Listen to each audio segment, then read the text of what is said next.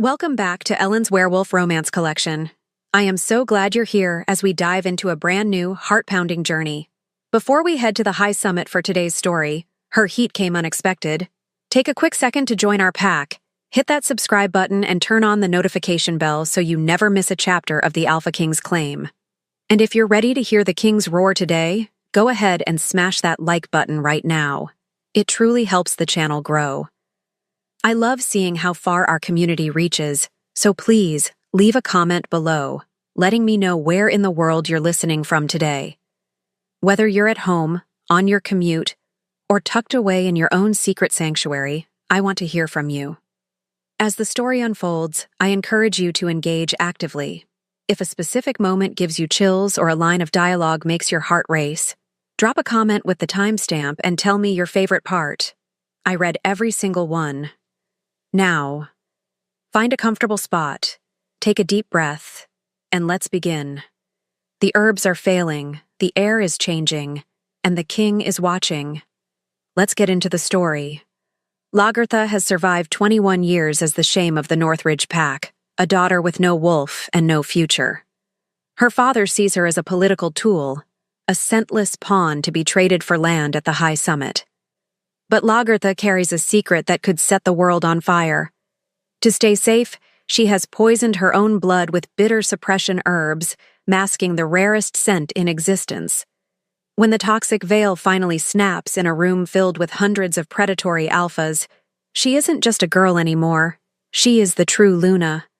Now the lethal Alpha King Leonidas has scented his mate, and his roar will shatter the peace of the summit forever. Chapter 1. The Last Bitter Drop.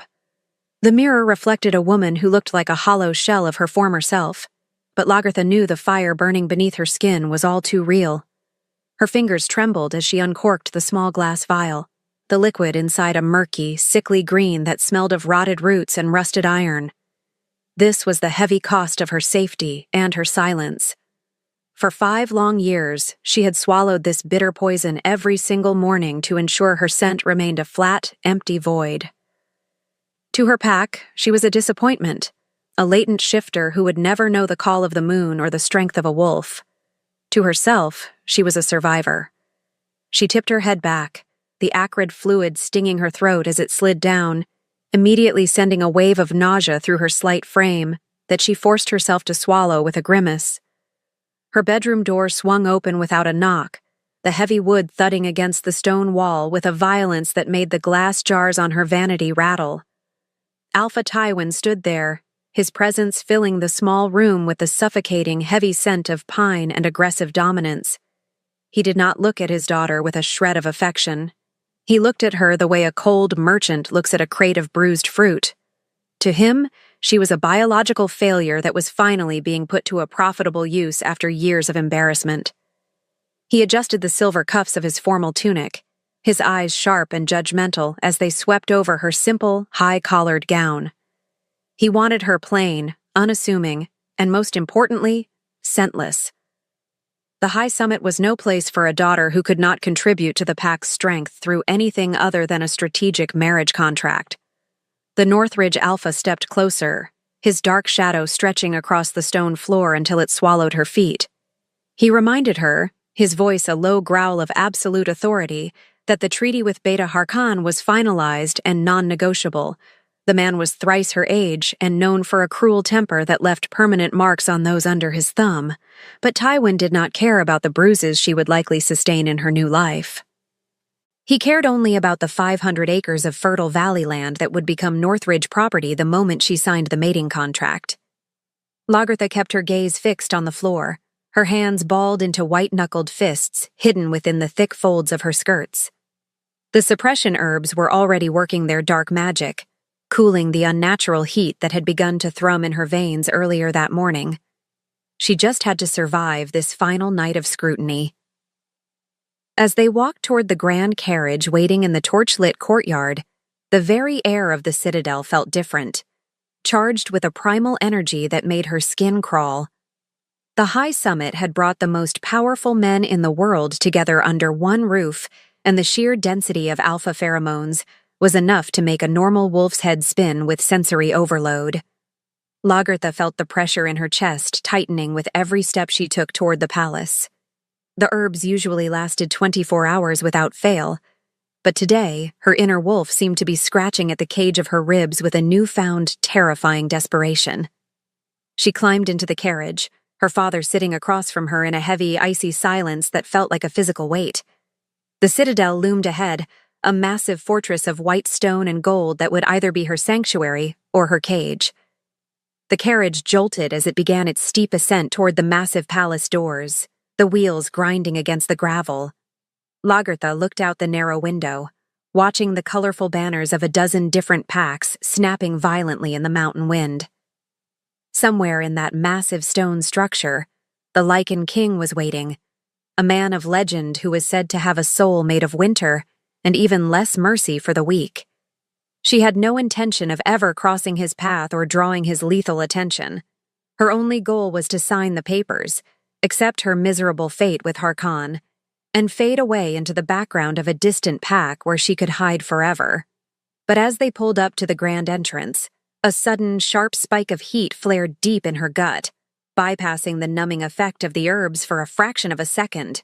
It was a searing warning of a biological storm she could no longer control. Chapter 2. Sold to the highest beta. The grand ballroom of the Lycan Citadel was a sprawling expanse of opulence that felt more like a gilded cage than a place of celebration. Massive chandeliers hung from the vaulted ceilings, dripping with crystals that caught the light and scattered it like frozen starlight across the polished marble floors. Lagertha followed 3 paces behind her father, her head bowed just enough to appear submissive, while her eyes darted around the room, taking in the sheer density of powerful wolves. The air was thick with the competing scents of sandalwood, musk, and rain, each alpha marking their territory with their presence. It was a sensory assault that made her dizzy, especially as the suppression herbs worked to dampen her own instincts, leaving her feeling dangerously exposed in a room full of apex predators who viewed her as little more than a ghost. Alpha Tywin did not stop to greet the lower-ranking pack leaders who tried to catch his eye. He had a destination in mind, and he navigated the crowd with a ruthless efficiency that spoke of his desperation to close this deal. They reached a secluded alcove where Beta Harkon was already waiting, flanked by 2 burly guards who looked as if they were carved from the very mountain stone. Harkon was a man whose age showed in the deep lines around his mouth and the graying hair at his temples, but his eyes remained sharp and hungry. He looked Lagertha up and down with a slow, predatory gaze that made her skin crawl, lingering on her throat as if he could already see the mark he intended to leave there. He was a man who enjoyed breaking things, and the fact that she was a latent shifter only seemed to increase his dark fascination with the upcoming union. The conversation between the 2 men was cold and transactional, stripping away any shred of dignity Lagertha had left. They spoke of hectares of land and trade routes as if they were discussing the weather, while she stood there like a piece of furniture they were haggling over. Harkon reached out a weathered hand, his fingers surprisingly strong as he gripped her chin and forced her to look at him. His scent was a cloying, heavy smell of wet earth and decay that made her stomach churn. He remarked that her lack of scent was unusual, but noted that it would make her easier to train, as she would have no wolf to fight back against his commands. Tywin laughed, a dry and hollow sound, assuring the older man that she had been raised to be obedient and that the transition of ownership would be seamless. As the formal agreement was reached, Harkon leaned in closer, his breath hot against her ear as he whispered that he looked forward to showing her exactly what happened to little wolves who had no bite. The threat was clear and terrifying, hanging in the air like a physical weight that threatened to crush her spirit. Lagertha felt a sudden, sharp pang of defiance flare in her chest, a heat that the herbs couldn't quite reach, but she quickly suppressed it. She couldn't afford to show any spark of life until she found a way to escape this nightmare. Just as Harkon began to pull her toward a small table to sign the preliminary papers, the massive oak doors at the far end of the ballroom were thrown open with a force that silenced the entire room, signaling the arrival of the one person who truly held their lives in his hands. Chapter 3. The King's Arrival. The sudden silence that descended upon the ballroom was absolute. as if the very air had been sucked out of the room. Every Alpha, Beta, and Omega present turned toward the entrance, their bodies reacting instinctively to a power that dwarfed their own. Alpha King Leonidas stepped into the light, and the atmosphere shifted from one of political maneuvering to one of primal survival. He was taller than any man Lagertha had ever seen, his frame broad and packed with lean muscle that moved with a terrifying predatory grace. He wore a dark military tunic that emphasized the breadth of his shoulders, and his presence alone was enough to make the floorboards vibrate beneath Lagertha's feet. He didn't just walk into the room, he dominated it, his gaze sweeping over the crowd with a cold, detached authority that made even the bravest wolves lower their heads. Leonidas was a Lycan, a breed of shifter that was older and far more dangerous than the standard wolves of the modern packs. His eyes were the color of a winter storm, shifting between shades of gray and iron as he surveyed the gathered royalty. There was no warmth in his expression, only a hard, jagged edge that suggested he would rather be on a battlefield than in a room full of posturing politicians. As he moved toward the dais at the front of the hall, the crowd parted like a sea before a coming storm. Lagertha found herself unable to look away, her heart hammering against her ribs with a rhythm that was both terrified and strangely drawn to the raw power he radiated. It was as if her inner wolf, though silenced by the herbs, was trying to stand at attention in the presence of its rightful sovereign. Her father, Tywin, stood perfectly still, his previous arrogance replaced by a tense, wary respect. Even Harkon had released his grip on her chin, his posture stiffening as the king passed within 10 feet of their alcove. For a fleeting second, Leonidas's gaze flickered toward their group. It wasn't a long look, but it felt like a physical blow to Lagertha's senses. His eyes searched the air, his nostrils flaring slightly as if he had caught a stray scent that didn't belong, but his expression remained a mask of icy indifference. He continued his path to the throne, leaving a trail of heavy silence in his wake that was far more intimidating than any roar could have been. The power he possessed was not just physical. It was a sovereign authority that seemed to rewrite the laws of the room just by existing within it. As the king took his seat, the music resumed, but it felt thin and hollow compared to the heavy energy that now filled the hall. The high summit had officially begun, and the stakes had just been raised to a level Lagertha could barely comprehend. She watched the king from the shadows of her alcove, noticing the way he leaned back in his throne, his fingers drumming a slow, rhythmic pattern on the armrest. He looked bored, as if he were a predator watching a group of harmless sheep, but there was a tension in his jaw that suggested he was on high alert. Lagertha felt a cold dread settling in her gut as she realized that she was trapped in a room with the most dangerous man alive, while her own biology was starting to betray her in ways she couldn't explain. Chapter 4. A Breath of Ozone. The heat inside the ballroom was becoming unbearable, and Lagertha felt the first genuine beads of sweat breaking out along her hairline. The suppression herbs were supposed to keep her cool and scentless, but the proximity to so many powerful alphas was putting an unprecedented strain on her system.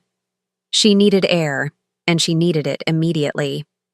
While her father was deep in conversation with another pack leader and Harkon was busy boasting about his new acquisition to a group of his peers, Lagertha slipped away.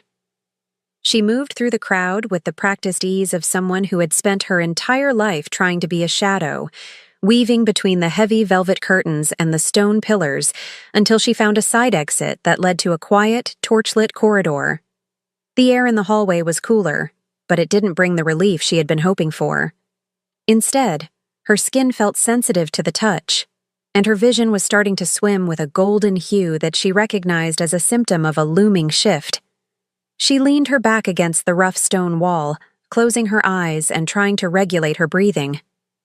The corridor was silent, save for the distant thrum of the music behind the closed doors, until the sound of heavy, rhythmic footsteps echoed from around the corner. Lagertha froze, her instincts screaming at her to run, but her legs felt heavy and sluggish. Before she could move, a tall figure rounded the corner, and she found herself standing face to face with the Alpha King himself. The scent hit her before he even spoke, a powerful, intoxicating blend of ozone, bitter dark chocolate, and ancient cedar wood. It was a scent that commanded her to kneel, a scent that promised both protection and total destruction. Leonidas stopped dead in his tracks, his eyes narrowing as he looked down at the girl who had dared to cross his path in the private wing of the citadel. He didn't speak, but the air around him seemed to crackle with an invisible energy that made the fine hairs on Lagertha's arms stand on end.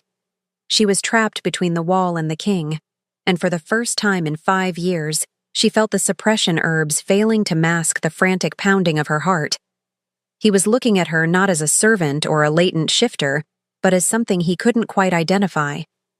Leonidas stepped closer, his massive frame blocking out the light from the wall sconces. He tilted his head, his nostrils flaring as he leaned down toward the crook of her neck. Lagertha held her breath, her entire body trembling as she waited for the inevitable realization that she was hiding something. He was so close that she could feel the heat radiating from his skin, a heat that seemed to call out to the fire burning deep within her own marrow. His hand rose slowly, his long fingers hovering just inches from her cheek as he searched her face for a sign of who she was. Just as he seemed about to speak, a shout from the ballroom echoed down the hall, breaking the spell that had fallen over them. Leonidas pulled back, his expression hardening, but his eyes lingered on her with a newfound intensity that terrified her more than Harkon's cruelty ever could. Chapter 5. The Auction Block. The Union Toast was the moment Lagertha had been dreading since they arrived at the Citadel. It was the formal ceremony where all political matches were announced to the gathered packs, a public sealing of the deals made in the dark corners of the ballroom. Her father led her back into the center of the hall, his hand gripping her arm with a strength that left bruises through the fabric of her sleeve. They stood in the center of a wide circle of alphas, the light of the chandeliers shining down on them like a spotlight on a stage. Beta Harkon stood on the opposite side, a smug grin plastered across his face as he prepared to claim his prize. Lagertha felt like a lamb led to the slaughter, her knees shaking so violently she was certain she would collapse before the ceremony was over. Alpha Tywin stepped forward, his voice booming as he addressed the room with a practiced political charm. He spoke of the strength of the Northridge Pack and the prosperity that would come from their new alliance with Harkon's territory. He presented Lagertha as a blank slate, a daughter of pure blood but no wolf, a perfect mate for a man who required a submissive and quiet household. The alphas in the crowd watched with a mixture of boredom and mild interest, their own conversations continuing in low whispers. Above them all, King Leonidas sat on his throne, his expression unreadable as he watched the proceedings. Lagertha could feel his gaze on her, a heavy weight that seemed to burn through her simple dress and peel back the layers of her deception. As the servants began to pass out glasses of dark, sparkling wine for the toast, a sharp, white-hot pain lanced through Lagertha's abdomen. It was followed by a wave of heat so intense that her vision blurred into a kaleidoscope of colors. The suppression herbs, pushed to their limit by the king's proximity and the stress of the ceremony, were finally breaking. She could feel the toxic veil tearing apart inside her, releasing the dormant energy of her wolf that had been suppressed for years. A low hum started in the base of her skull, growing louder until it drowned out her father's voice. She tried to steady herself, to reach for the vial of herbs hidden in her sash, but her fingers were numb and unresponsive. The air around her began to shimmer with a faint, golden light that only those with the sharpest senses would notice.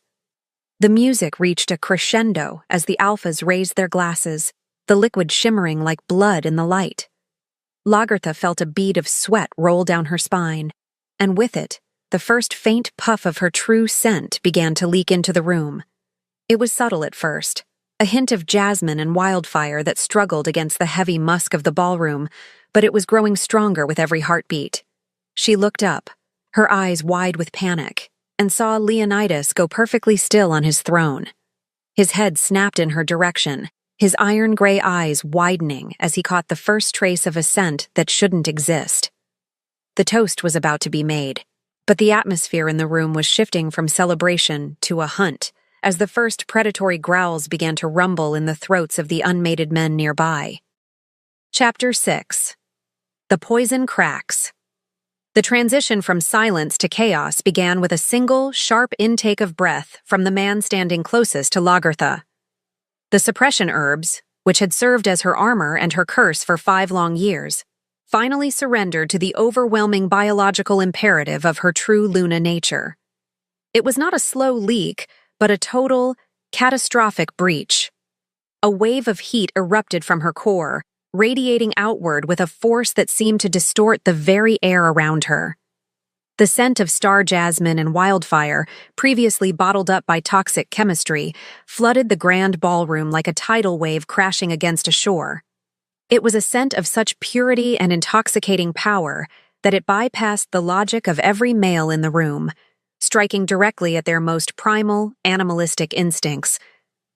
The Union toast was forgotten as glasses slipped from nerveless fingers, shattering against the marble floor with a series of sharp, rhythmic cracks. The music died a ragged death as the musicians, themselves shifters, lost their grip on their instruments, their eyes wide and glowing with a sudden, predatory light. Lagertha felt her knees buckle as the internal fire consumed her, her skin flushed a deep, feverish red that glowed even in the dim light of the chandeliers. She tried to cry out, to call for her father, but her voice was trapped in a throat that felt like it was lined with hot coals. The world was spinning, a blur of faces that were no longer human, their teeth bared and their pupils blown wide with a hunger that was ancient and terrifying. Alpha Tywin, her own father, took a stumbling step back, his face a mask of horrified realization.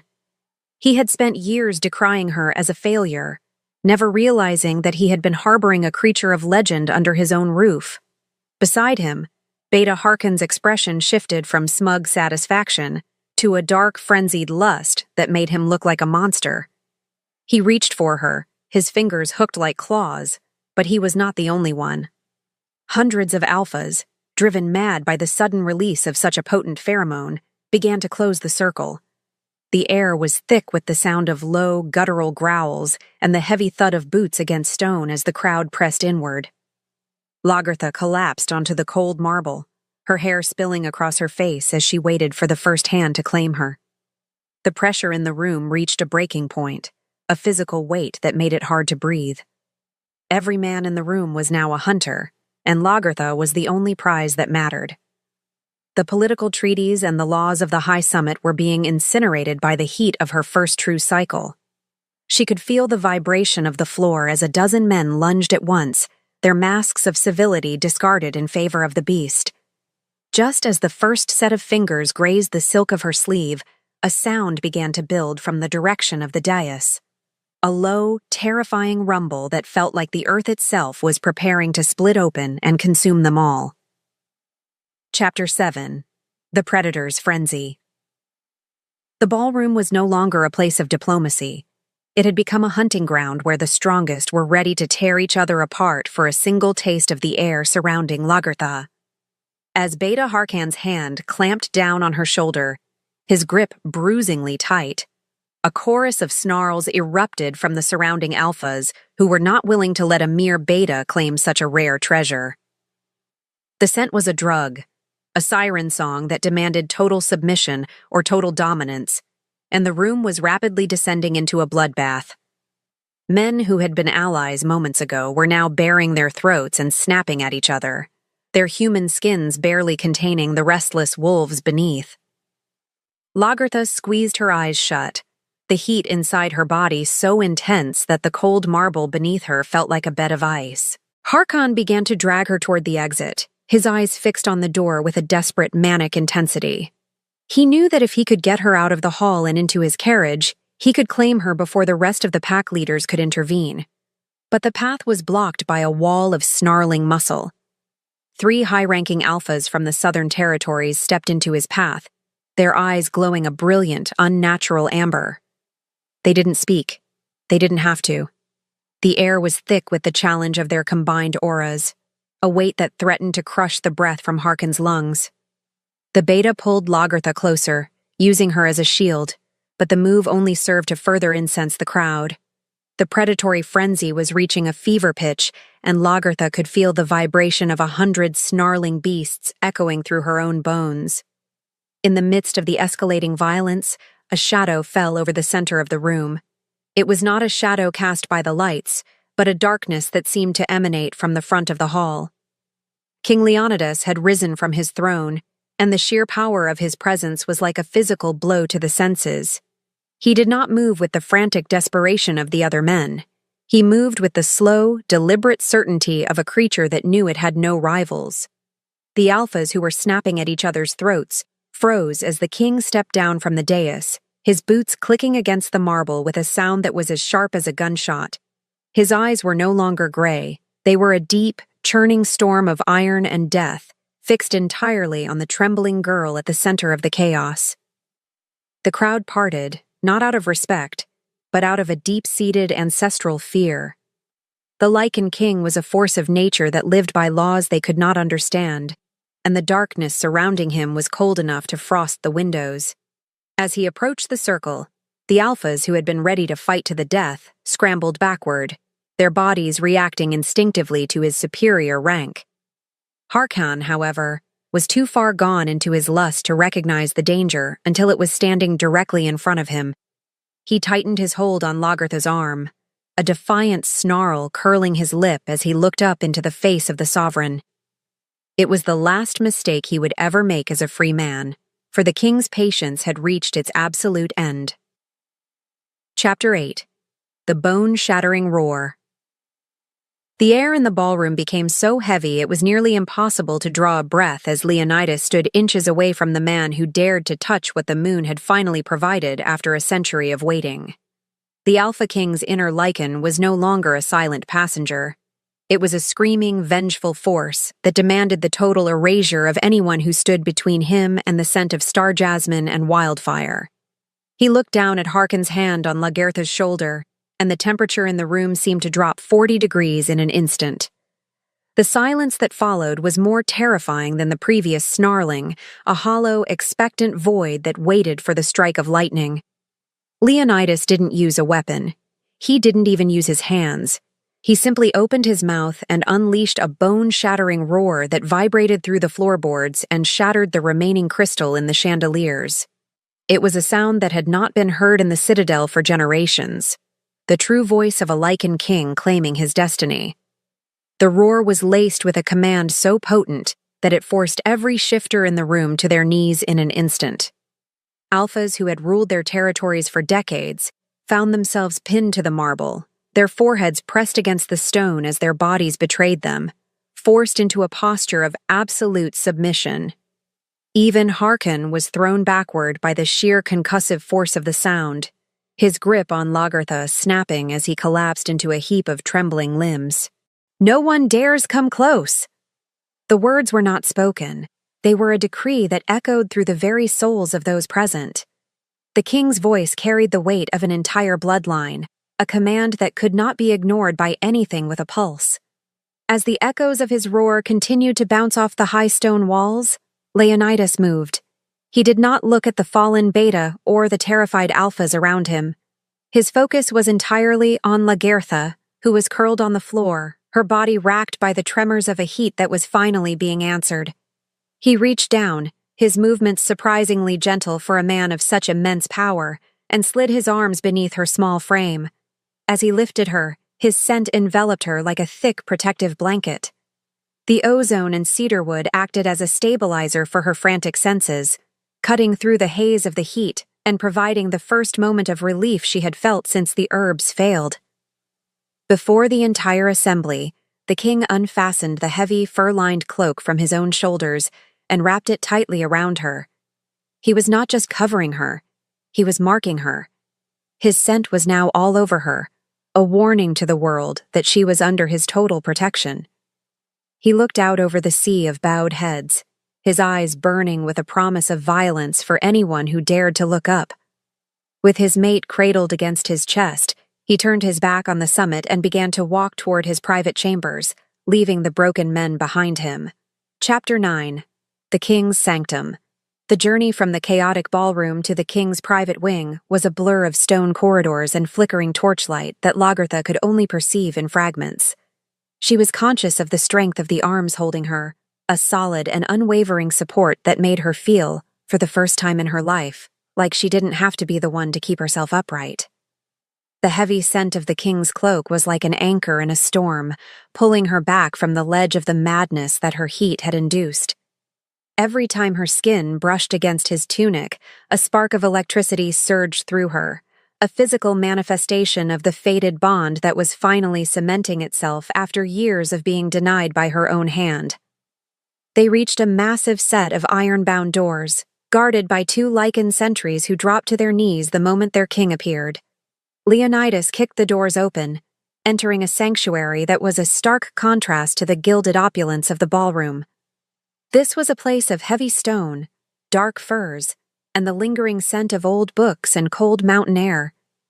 He carried her to a wide, fur-covered bed and laid her down with a carefulness that seemed at odds with the predatory aura he still radiated.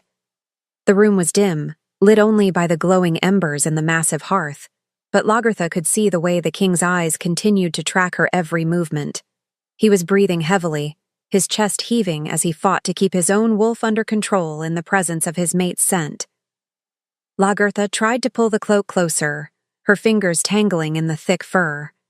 She looked up at him, her voice a mere whisper as she asked him why he had intervened.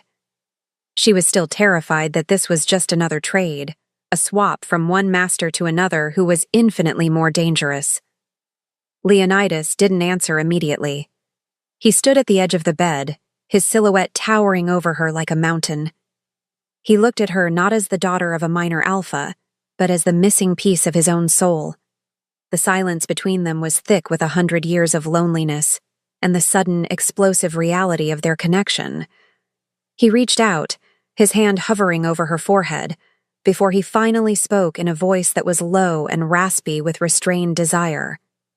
He told her that he had spent his entire life believing the moon had forgotten him, that he was destined to rule a kingdom of darkness without a light to guide him.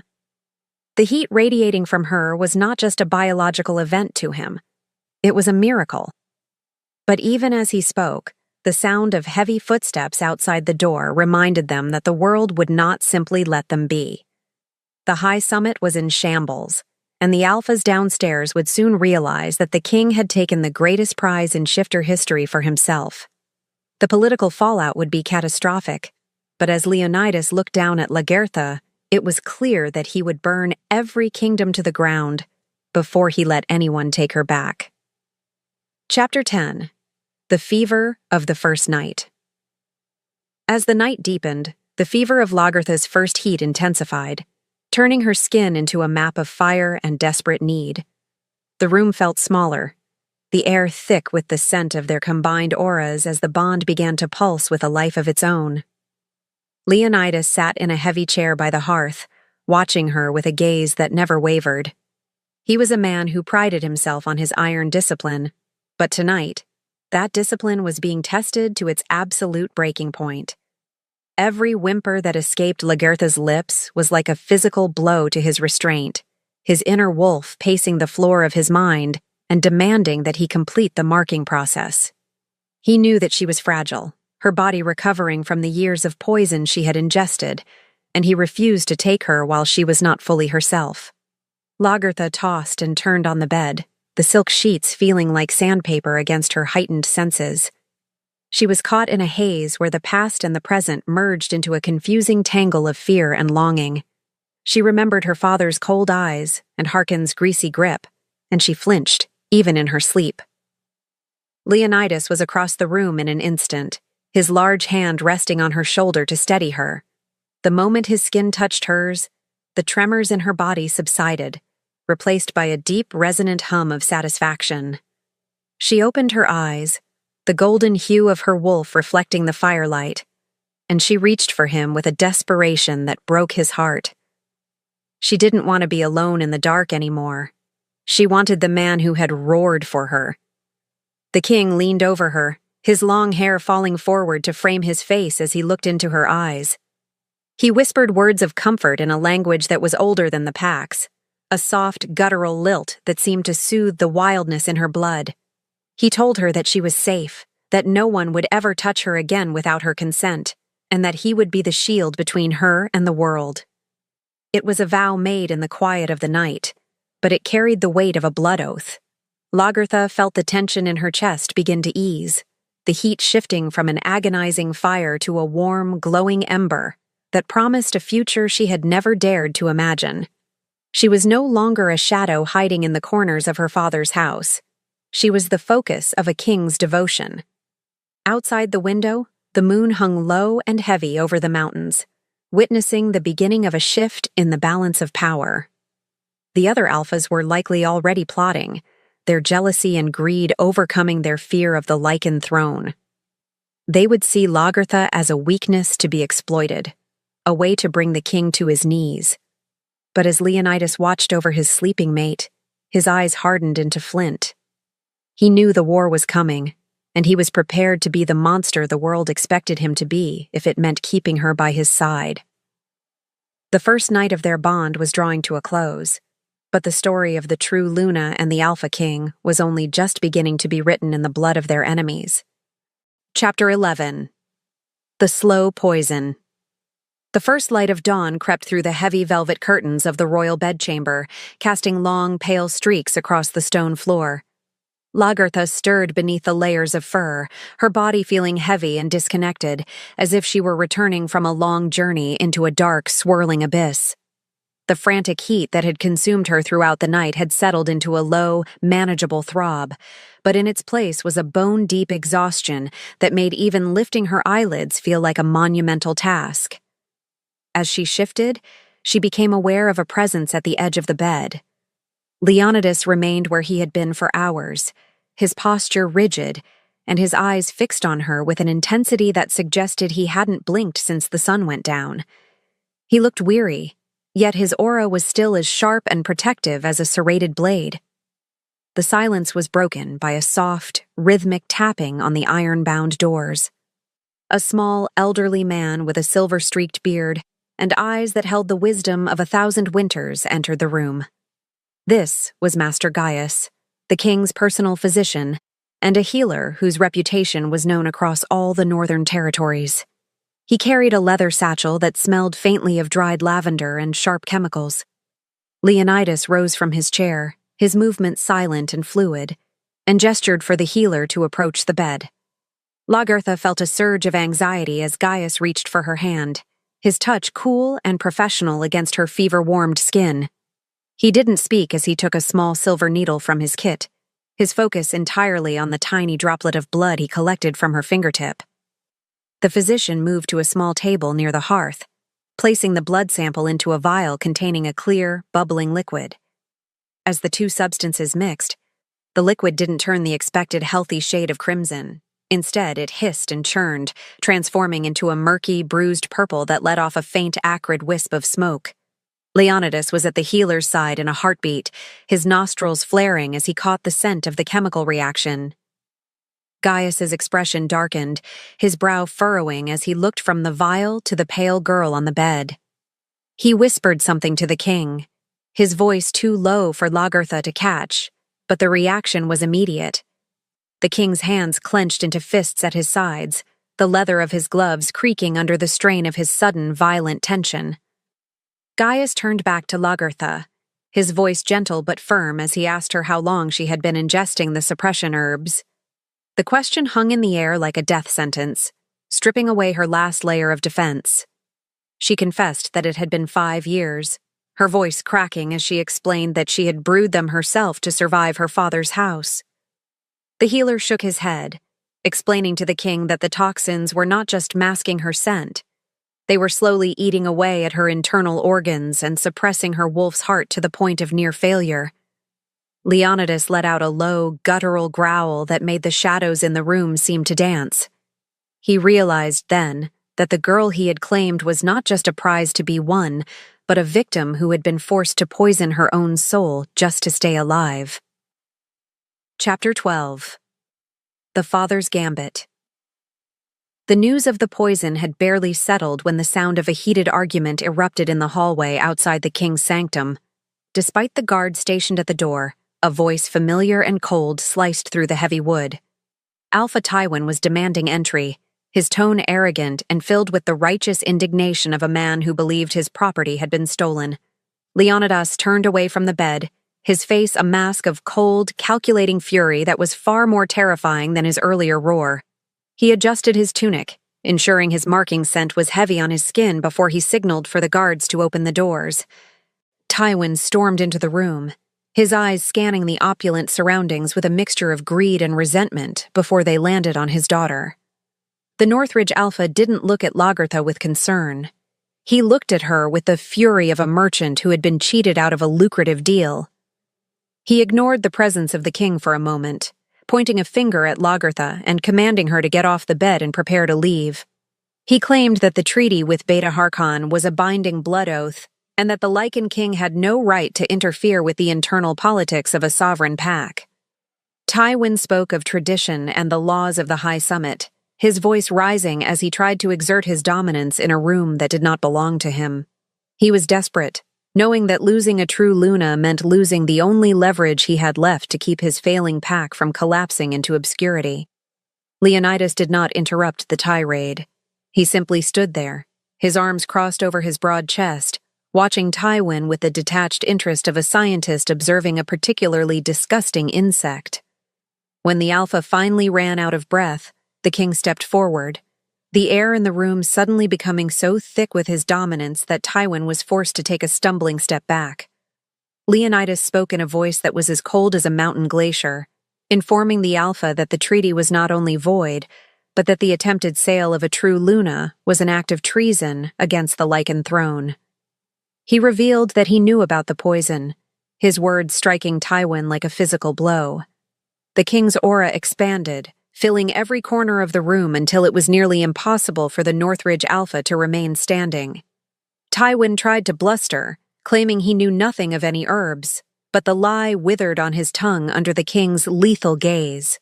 Leonidas gave him a choice that left no room for negotiation. He told the Alpha to leave the Citadel immediately, and to never set foot in the Northern Territories again. If Tywin ever attempted to contact Lagertha or mentioned the contract with Harkon again, the king promised to visit Northridge personally to ensure the pack line ended with Tywin's blood. The father looked at his daughter one last time, his eyes filled with a simmering hatred that promised he wouldn't disappear so easily. As he was escorted out by the king's guards, the room felt lighter, but Lagertha knew that her father was a man who preferred to burn everything down rather than lose his pride. Chapter 13. The First Spark. After the storm of her father's departure had passed, the room settled into an uneasy, flickering quiet. Master Gaius had provided a new elixir, this one sweet and cool, to begin the process of flushing the toxins from Lagertha's system. She sat propped up against the silk pillows, watching Leonidas as he stood by the window, staring out at the snow-capped peaks of the surrounding mountains. He had been silent for a long time, his broad back turned to her, his shoulders tense with a weight that seemed too heavy even for a king to bear. Lagertha cleared her throat, the sound small and fragile in the vast space of the chamber. She thanked him, not just for the rescue, but for seeing the truth when everyone else had been blinded by the mask she wore. Leonidas turned, his iron-gray eyes softening as they landed on her face. He moved toward the bed and sat on the edge, keeping a respectful distance that Lagertha found both comforting and confusing. He asked her why she had chosen such a painful path, why she had risked her life to stay hidden. Lagertha looked down at her hands, her voice trembling as she described the life of a female in the Northridge pack. She told him about the girls who were traded like cattle, and the Lunas who were nothing more than brood mares for ambitious alphas. She had chosen the poison because it was the only thing she could control. By being a latent shifter, she was worthless, and in her worthlessness, she had found a small, bitter piece of freedom that she wasn't ready to give up. The king listened with a focus that made her feel as if her every word was being etched into his memory. He admitted that his own life had been a series of cold, hollow victories, and that he had forgotten what it felt like to have a purpose beyond the preservation of his borders. He reached out, his large hand covering hers where it rested on the furs. The spark that ignited between them was instantaneous, a surge of pure golden energy that made the air hum with the power of their fated bond. It wasn't the frantic predatory hunger of the previous night. It was something deeper, a recognition of two souls that had been walking through the dark for far too long. For the first time, Lagertha didn't pull away from the contact, finding a strange solace in the heat of his palm. They talked long into the afternoon, sharing fragments of lives that had been lived in isolation. Leonidas spoke of the ancient lichen blood that ran through his veins and the burden of a crown that required him to be more beast than man. Lagertha spoke of the secret garden she had kept in the mountains and the dreams of a life where she didn't have to look over her shoulder every time she took a breath. As the sun began to set, painting the room in shades of amber and violet, the distance between them seemed to vanish. They were no longer a king and a servant, or a predator and a prize. They were two people standing on the edge of a new world, unaware that the shadows were already beginning to gather at the base of the palace walls. Chapter 14.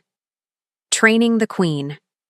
3 days had passed since the high summit, and Lagertha's strength was returning with a speed that baffled even Master Gaius.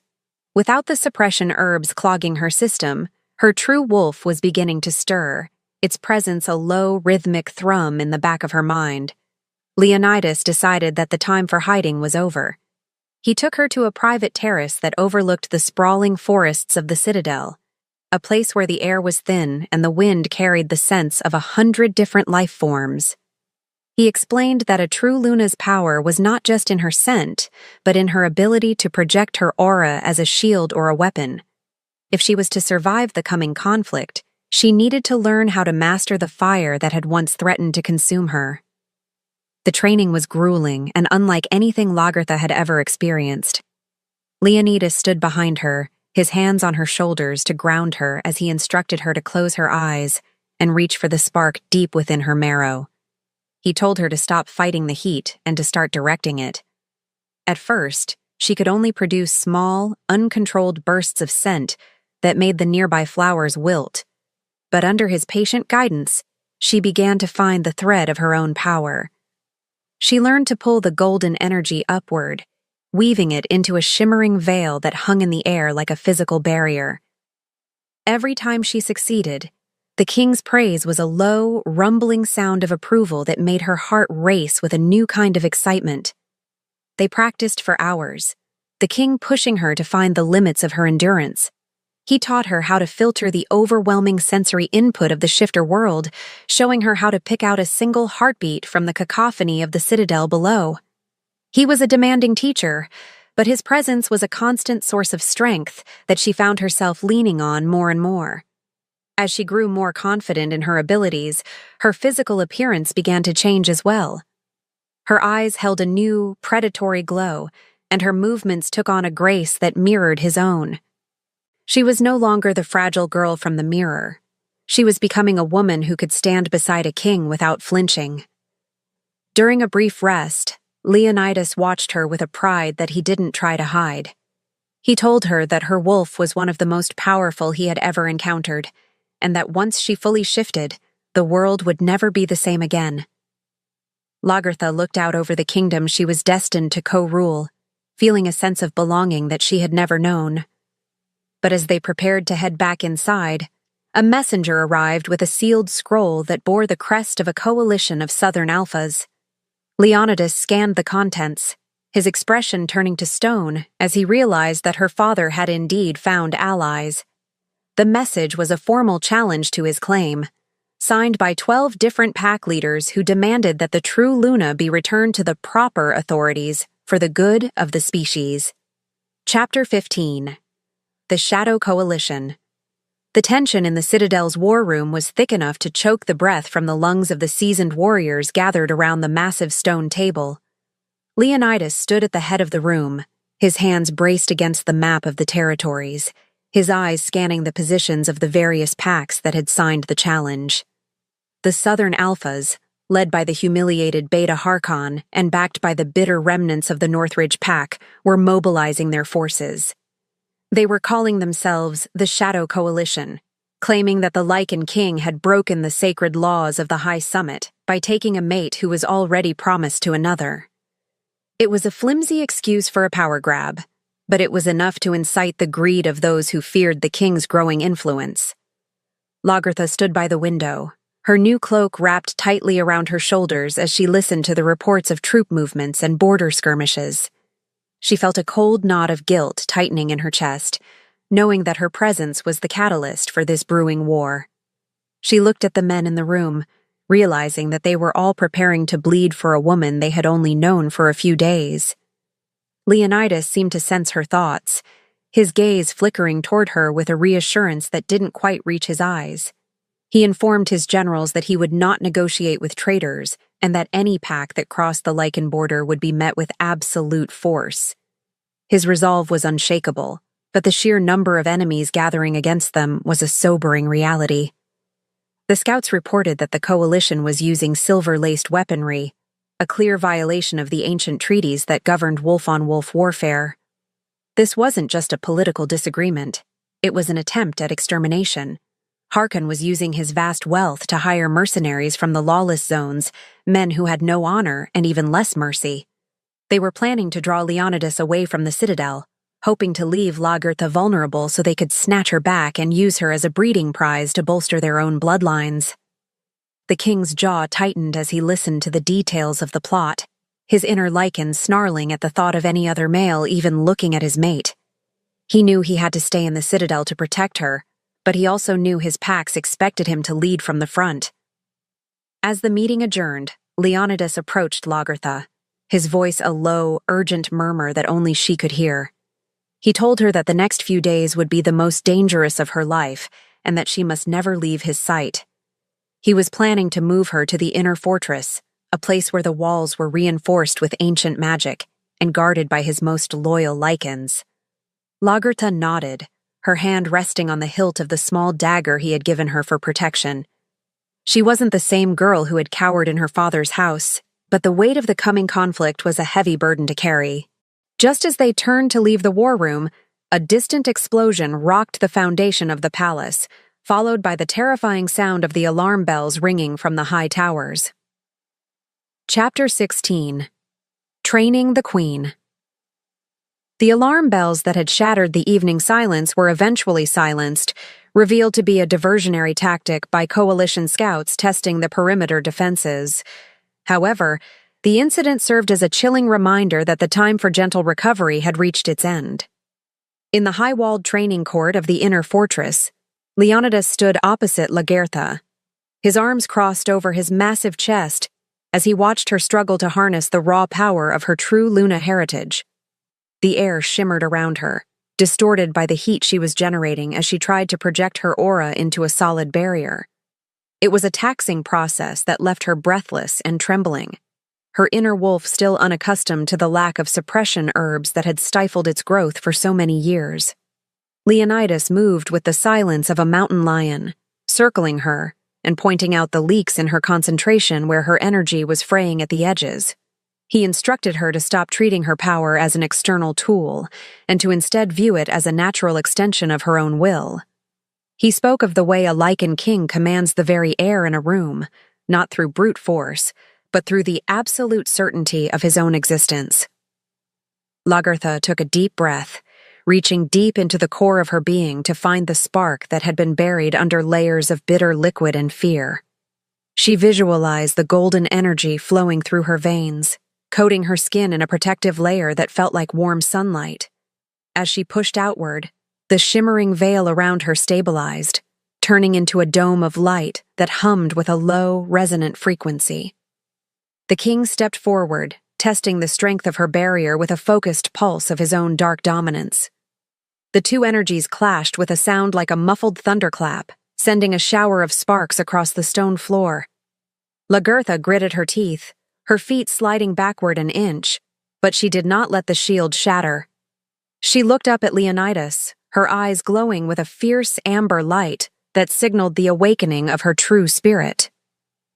He nodded in approval, his expression softening for a fleeting second before he commanded her to drop the shield and move into a series of physical strikes. He was not just teaching her to use her scent. He was teaching her to fight with the lethality of a queen who would one day lead an entire species into battle. As the sun dipped below the horizon, the training became a dance of shadows and light. Lagertha found that her reflexes were sharpening with every passing hour, her body responding to the king's movements with a grace she had never known she possessed. They moved in perfect sync, a blur of motion that left the stone court scarred with the marks of their power. By the time they finished, Lagertha was drenched in sweat and exhausted, but she felt a sense of pride that was far more potent than the poison she had once carried. She was no longer a victim waiting to be traded. She was a sovereign in the making. However, as they walked back toward the sanctum, Leonidas's gaze remained fixed on the darkened woods below, knowing that the real test was approaching faster than either of them could anticipate. Chapter 17. The Shadow Coalition. In a damp, torch-lit cave far south of the Lycan borders, the leaders of the Shadow Coalition gathered around a crude map of the Citadel's defenses. Beta Harkan sat at the head of the table, his face twisted in a permanent scowl that highlighted the deep scars left by the king's previous roar. Beside him stood Alpha Tywin, his eyes cold and filled with a desperate need to reclaim the daughter he had so carelessly discarded. They were joined by 10 other pack leaders, men who had spent their lives in the shadow of the Lycan throne and were now hungry for a chance to tear it down. The atmosphere in the cave was thick with the scent of wet fur and the metallic tang of silver weaponry, a clear sign that they were prepared to break every ancient law to achieve their goal. Harkan slammed his fist against the table, his voice a low hiss as he outlined their plan to infiltrate the palace during the upcoming lunar festival. He knew that Leonidas would be at his most protective, but he also knew that the king's obsession with the girl was his greatest weakness. They had managed to secure a shipment of liquid silver, a substance so lethal that even a single drop could paralyze a Lycan's heart in seconds. Their goal was not just to kill the king, but to humiliate him by stealing back the true Luna before his very eyes. Tywin nodded in agreement, adding that his daughter's scent would lead them directly to her, regardless of how many guards Leonidas placed at her door. He felt no remorse for the war he was inciting. He only felt the sting of his wounded pride. The coalition had spent the last several days recruiting mercenaries from the lawless fringes, men who were willing to do anything for the promise of a share in the true Luna's power.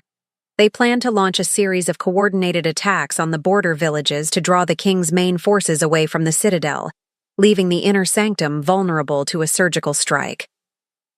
Harkan was convinced that the fated bond had made Leonidas soft, turning the most feared predator in history into a man who was distracted by the needs of a single female. They whispered about the treaties they would rewrite once the Lycan line was extinguished, their greed blinding them to the sheer scale of the wrath they were about to invite upon their own packs. As the meeting concluded, Harkan pulled a small vial of dark fluid from his pocket, a concentrated version of the suppression herbs Tywin had used on Lagertha. He intended to use it to dampen the king's senses just enough to get past the primary defenses. They were counting on the fact that Leonidas would never expect a frontal assault on his own home, especially not from men who had spent their lives bowing at his feet. The shadows in the cave seemed to lengthen as the conspirators prepared to move, their hearts filled with a poison that was far more dangerous than anything Lagertha had ever ingested. The war was no longer a possibility. It was an inevitability that would wash over the mountains in a wave of blood and fire. Chapter 18. The King's Vulnerability. The night before the festival was unusually still, the air thick with a heavy, expectant silence that made Leonidas restless. He stood on the balcony of his bedchamber, his hands gripping the stone railing as he watched the clouds drift across the face of the moon. Behind him, Lagertha was sleeping, her breath slow and rhythmic as she recovered from the day's training. For the first time in 100 years, the king felt a sensation he had almost forgotten: fear. It wasn't fear for his own life or his crown, but a crushing, suffocating fear for the woman who now held his heart in her hands. She was the one vulnerability in an otherwise flawless suit of armor, and he knew his enemies were well aware of that fact. He walked back into the room, his boots making no sound on the thick furs as he approached the bed. He sat on the edge, watching the way the firelight danced across Lagertha's features, highlighting the strength and the beauty that had been hidden for so long. He reached out, his fingers hovering just inches from her cheek before he finally allowed himself to touch her. The connection between them was a constant hum in his mind, a golden thread that tied his very soul to hers. He realized that if anything were to happen to her, his inner wolf would not just mourn. It would descend into a madness that would burn the world to ashes. This was the burden of the fated bond. The higher the peak of happiness, the deeper the valley of potential despair. Lagertha stirred at his touch, her eyes fluttering open to find him watching her with an expression of raw, unfiltered devotion. She reached up, her hand covering his as she asked him what was troubling his mind. Leonidas didn't lie to her. He spoke of the weight of being a king and the terrifying reality of having something to lose. He admitted that he had been a creature of ice for so long that the sudden warmth of her presence was both a gift and a curse. He told her that his enemies were circling and that they would look for any crack in his defenses to get to her. Lagertha sat up, her eyes bright with a resolve that matched his own. She told him that she was not a prize to be protected, but his mate who would stand by his side. They spent the remaining hours of the night in a quiet, intimate conversation that solidified the bond between them more than any mark ever could. Leonidas found himself opening up about his past, speaking of the wars he had fought, and the lonely centuries he had spent waiting for a reason to care about the future. Lagertha listened with a compassion that made the shadows in his heart recede, her presence a balm to his weary spirit. As the first light of dawn began to touch the horizon, they made a silent pact to face whatever was coming together. They knew that the coalition was moving, but in that moment of quiet connection, they felt invincible. They were the king and queen of the North, and they would not be broken by the greed of lesser men. Chapter 19. The Stolen Luna. The lunar festival began with a display of lanterns and music that masked the underlying tension gripping the citadel.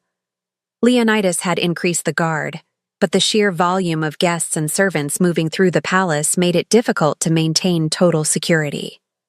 Lagertha was dressed in a gown of shimmering silver, the king's cloak still wrapped around her shoulders as she moved through the gardens under the watchful eyes of 4 lichened sentries.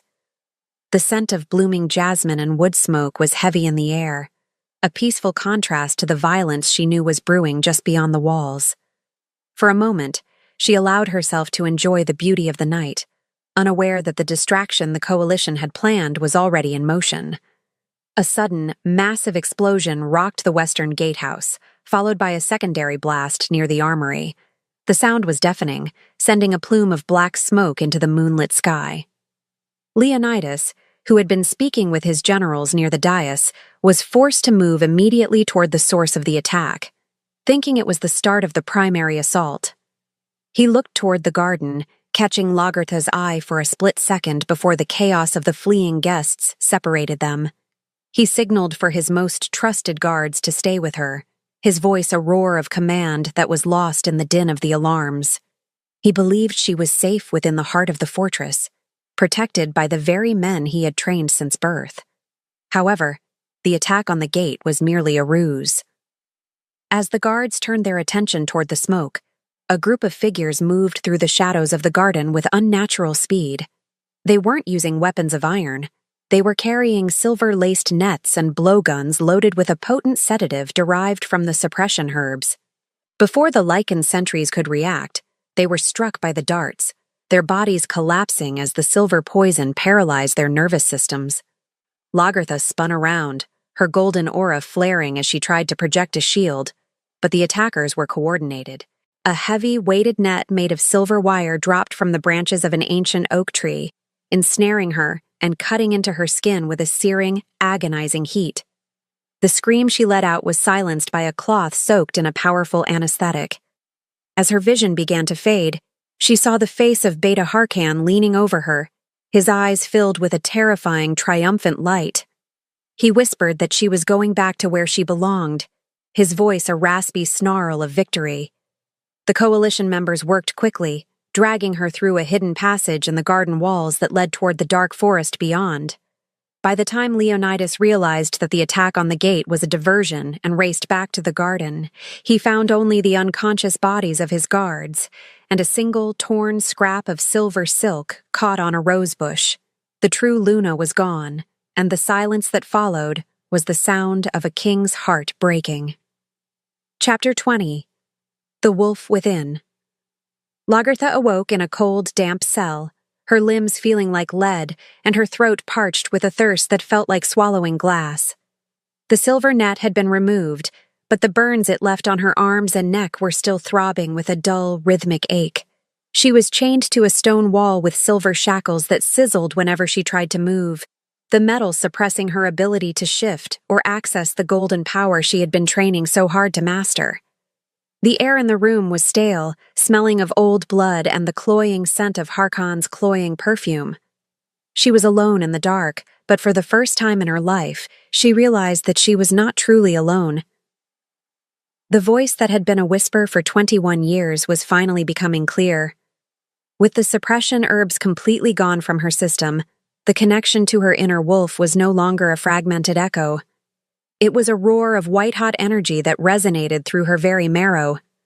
The wolf was massive, ancient, and filled with a rage that matched Lagertha's own. It didn't speak in words, but in a series of primal images and sensations that told her one thing: the silver could hold her body, but it could not hold her spirit. She closed her eyes, ignoring the pain of the shackles as she reached deep into the core of her being to find the spark Leonidas had taught her to nurture. She realized that the king's training had prepared her for this moment, not just as a queen, but as a predator who was tired of being the prey. The door to the cell creaked open, and Alpha Tywin stepped inside, followed by Harkon. They looked at her with a mixture of amusement and contempt, believing she was finally broken and ready to be used. Tywin spoke of the mercy he was showing her by not killing her for her betrayal, while Harkon described the life of breeding and subservience that awaited her in the south. They believed that without the king, she was nothing more than a scentless girl who had gotten lucky for a few days. Lagertha didn't respond with words. She simply watched them with eyes that were no longer human. The golden hue of her wolf was beginning to bleed into her irises, a silent warning that they were far more dangerous than they realized. As Harkon stepped closer to taunt her, Lagertha felt a surge of energy that pushed against the silver bindings. The metal glowed a dull red, the heat of her true Luna nature beginning to fight back against the poison of the shackles. She could feel the king's bond pulsing in her mind, a distant but steady beat of fury and determination that told her he was coming for her. But she knew that she couldn't wait for him to save her.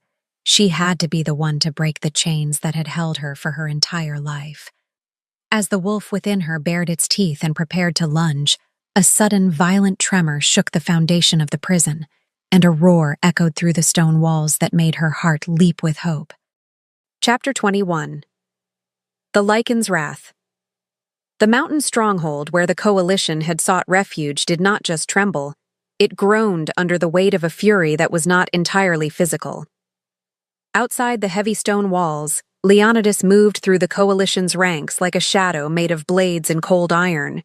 He had discarded his royal tunic, his bare chest smeared with the blood of those who had dared to stand between him and his mate. He was no longer a king practicing diplomacy. He was a primal force of nature, a Lycan who had been denied his soul for a century, and was now taking it back with a violent, terrifying efficiency. Every swing of his claws and every guttural snarl sent a message to the remaining traitors that there would be no survivors left to tell the tale of their rebellion. The silver-laced arrows and nets that had been designed to stop a standard wolf did little to slow the king's advance. His Lycan blood, ancient and thick with a power that predated the modern packs, burned through the toxins before they could reach his heart. He reached the main gate of the prison, his eyes glowing a deep, murderous crimson that cast a hellish light on the faces of the guards. With a single, concentrated burst of his aura, he tore the iron-reinforced wood from its hinges, the sound of the metal snapping echoing through the valleys like a clap of thunder. He did not stop to celebrate his entry. He followed the thread of the bond, the golden light of Lagertha's soul acting as a beacon through the darkness of the dungeon. Deep below the earth, Lagertha felt the moment he breached the outer defenses.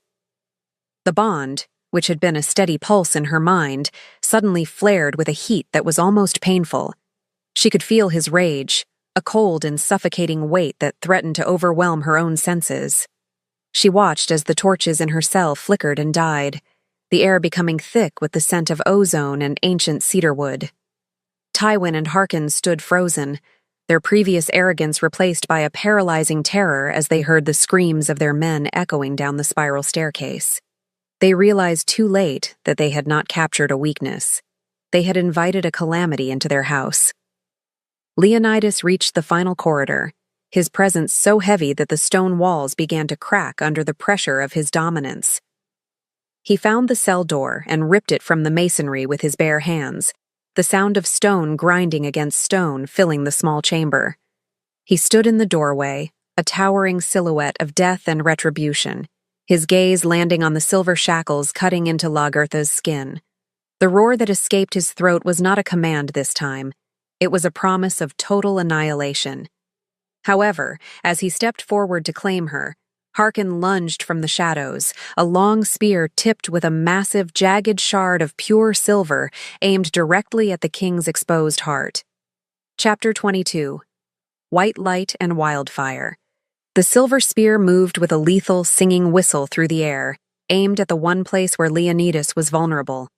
The king, driven by a need to reach Lagertha, had left himself open for a split second, and Harkon was desperate enough to take the gamble. Lagertha saw the movement as if it were happening in slow motion, the glint of the moonlight reflecting off the poisonous metal. In that moment of absolute crisis, the last remnants of her fear and the lingering echoes of the suppression herbs were incinerated. The wolf within her, a creature of pure white light and ancient wildfire, finally broke through the final barriers of her human mind. She didn't just shift. She exploded into her true form, the silver shackles on her wrists shattering into 1,000 harmless fragments.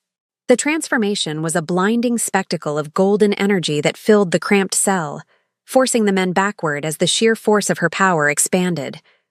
Where a small, fragile girl had stood moments before, there was now a massive wolf with fur the color of a winter moon and eyes that burned with a searing, golden authority. She was nearly as large as the king's lichen form, her presence radiating a heat that instantly neutralized the chill of the silver in the room. Before Harkon's spear could find its mark, Lagertha lunged, her movements a blur of white light. She intercepted the weapon mid-air, her powerful jaws snapping the thick shaft of the spear as if it were a dry twig. Leonidas stopped, his own transformation half complete as he stared at the magnificent creature standing before him. He had known she was a true Luna, but he had never imagined a wolf of such raw, untamed beauty. The scent of star jasmine and wildfire was now so potent, it felt like a physical embrace, filling his lungs and steadying his frantic heart. The bond between them clicked into place with a resonance that shook the mountain, a perfect union of lichen strength and Luna light. Lagertha stood over the king, her head held high, and her fur bristling with a power that demanded total submission. She was no longer the prey. She was the protector of the sovereign. Harkon and Tywin were huddled in the corner, their faces pale and their eyes wide with the realization that they had summoned a power they could never hope to control. The room was no longer cold. It was a furnace of divine-like retribution, the golden aura of the true Luna, reflecting off the stone walls. Lagertha turned her gaze toward her father, a low, rumbling growl starting in her chest that made the very air vibrate. She didn't need the king's roar to silence the room. Her own presence was enough to strip away their dignity and their hope. The cycle of hiding was over, and the era of the White Wolf had begun in a flash of light that promised a new, unyielding dawn. Chapter 23. The End of Northridge. The final confrontation did not take place with words, for the time for negotiation had long since passed into the shadows of the dungeon. Tywin tried to stand, his hand reaching for a hidden dagger, but Lagertha moved with a speed that defied the laws of the physical world. She was a streak of white light, her massive paw pinning her father to the stone wall with a force that knocked the breath from his lungs. She did not kill him instantly. She wanted him to see what he had tried to destroy. She wanted him to feel the weight of the wolf he had spent 21 years trying to poison and suppress. Tywin looked into those golden eyes and saw not his daughter, but the end of his legacy and the ruin of his pride. Beside them, Harkon attempted to flee through the broken doorway, but he found his path blocked by the towering form of Leonidas. The king did not shift back into his human skin. He remained a nightmare of fur and muscle, his claws digging into the stone floor as he loomed over the man who had dared to touch his mate.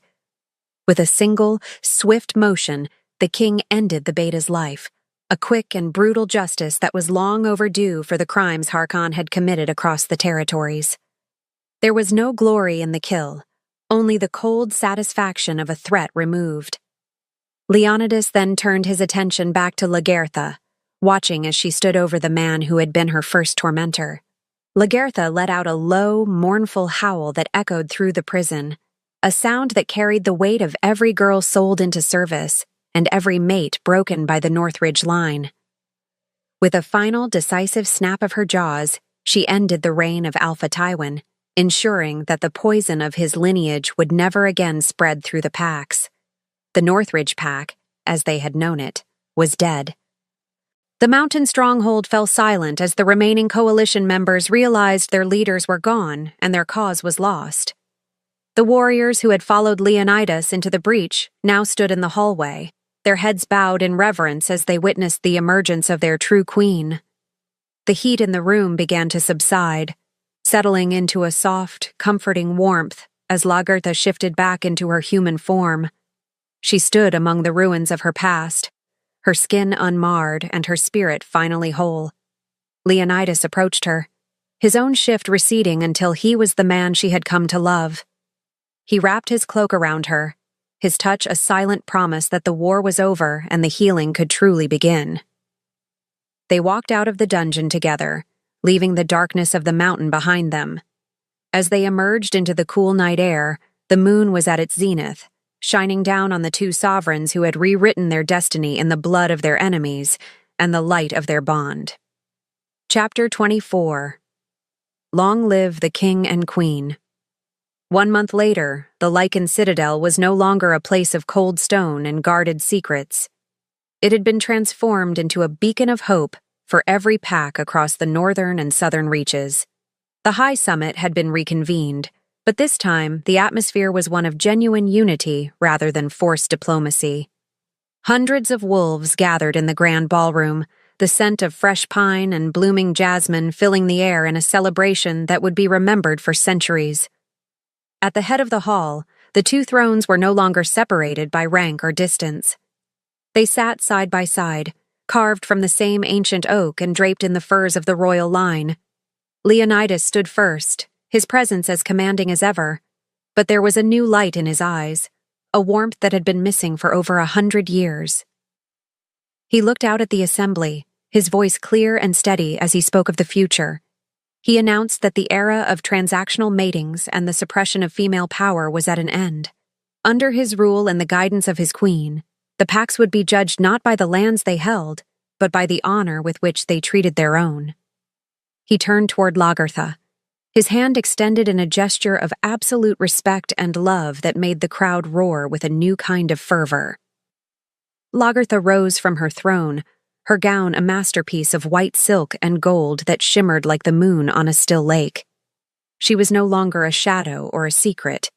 She was the Lycan Queen, the true Luna, whose scent now filled every corner of the citadel with peace and strength. She spoke to the gathered women and the latent shifters, telling them that their voices would never again be silenced by the greed of men. Her golden aura flared briefly, a soft and beautiful reminder of the power she possessed, casting a protective glow over the entire room. The bond between her and Leonidas hummed with a perfect, unbreakable frequency that everyone in the room could feel in their very bones. The coronation concluded with a roar that was shared by every wolf in attendance, a sound of joy that echoed across the mountains and into the valleys. The latent daughter had become the savior of a kingdom, and the frozen king had found the fire that would sustain him for the rest of his immortal life. As the music began and the celebration spilled out into the gardens, Leonidas leaned in and whispered to Lagertha that she was finally home. She looked at him, her eyes bright with the promise of a future they would build together, and she knew that the heat which had come so unexpectedly had been the greatest gift the moon could ever bestow. The story of the Alpha King and his true Luna was only just beginning, a legend of star jasmine, wildfire, and a love that had changed the world forever.